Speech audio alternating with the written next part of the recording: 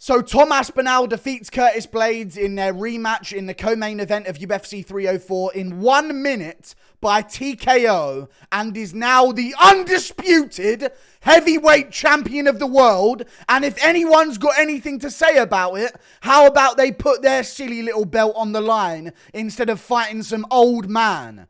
You just watched your contender in Tom Aspinall defend his interim belt against another top contender that is more dangerous than your next opponent that we've had to wait nearly 2 years for you to actually fight.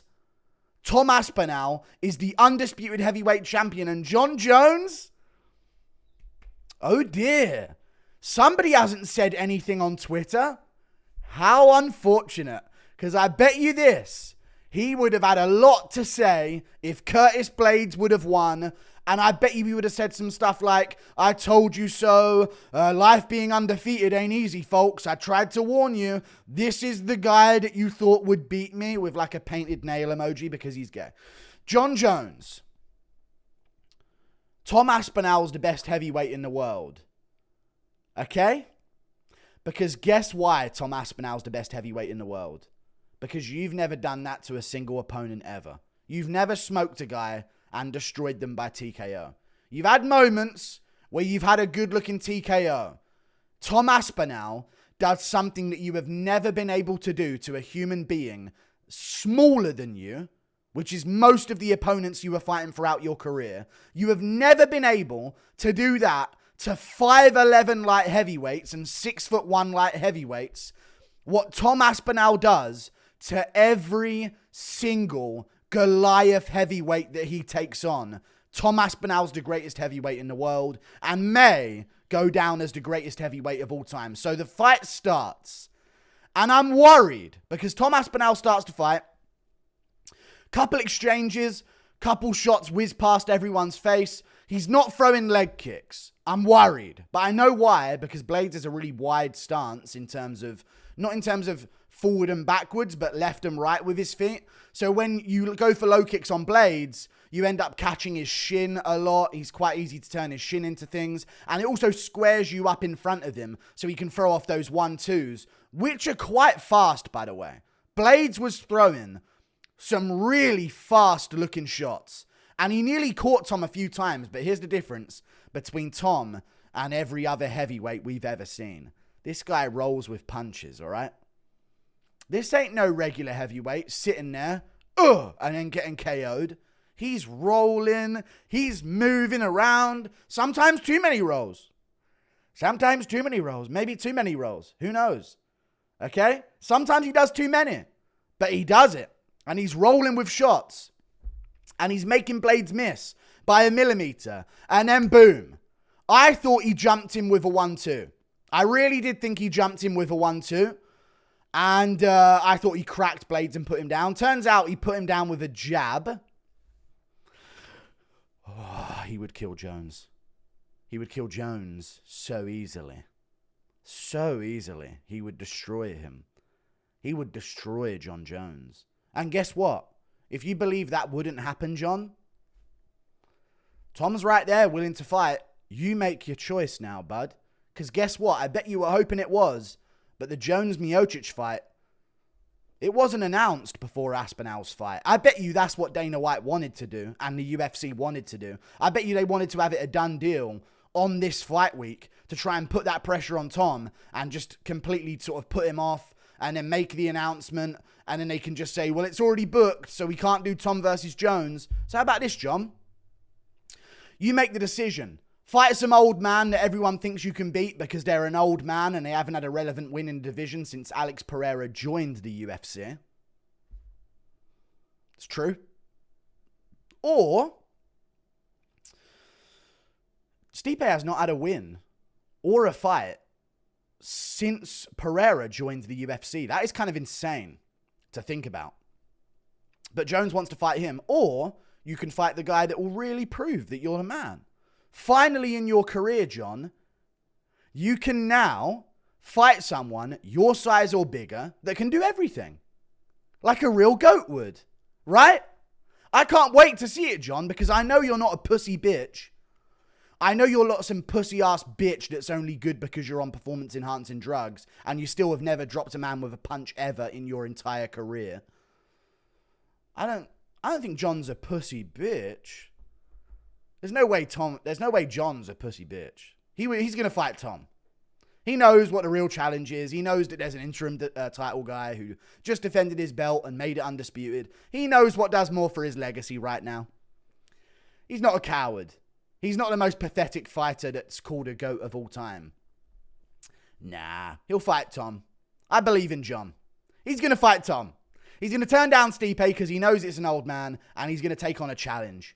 Someone his size that can do everything, that can get finishes. Finally, his whole career, he's never fought that guy ever before. No one his size, no one that can do everything. Makhachev's done it.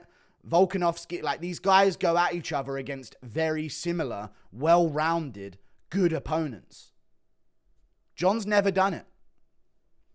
Beat up on fat old 5'11" light heavies and guys coming up from middleweight, taking Thiago Santos to a split decision. Do you know what Jones would do to Thiago Santos if he had one leg in front of him?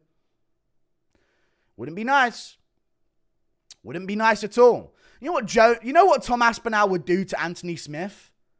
Wouldn't take him to a decision, arguably losing the first round. I know that for a fact. Tom ain't taking the money like Garn is to take a dive so Ngannou looks bad. Tom's out for blood. And an Englishman is on the horizon, Jon.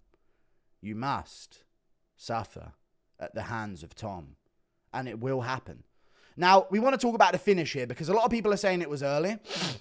I completely disagree. Now, I understand, do you want to see Curtis Blaydes out cold? Maybe. I saw a lot of comments saying it was kind of early. Blaydes didn't look out of it at all. Vic Blends, some fucking retard that cuts hair, said some shit like that. They're all just glazing for Jon, and it's cope, and it's so funny. Could the stoppage have gone a bit longer until Blaydes was dead? Yes, it could have. Early? It's heavyweight. He dropped Blaydes to where Blaydes was on all fours, not looking at Tom by the time Tom had pounced on his back.